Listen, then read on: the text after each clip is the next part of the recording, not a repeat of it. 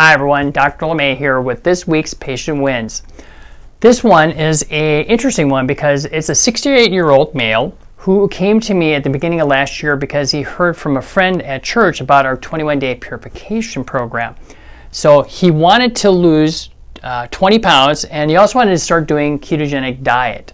So he was able to do the program because he had good digestion and good elimination. So he was able to do the program and he lost 11 pounds during the program.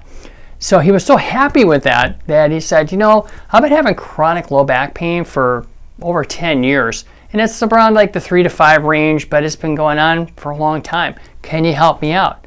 I said, of course. So we did a course of chiropractic care, and in less than 2 months, that pain was gone. So here's a nutrition patient that went to a chiropractic patient, and that's our patient wins for this week. So if you want to get on the patient win board, give our office a call, and we'll see you next time on Patient Wins.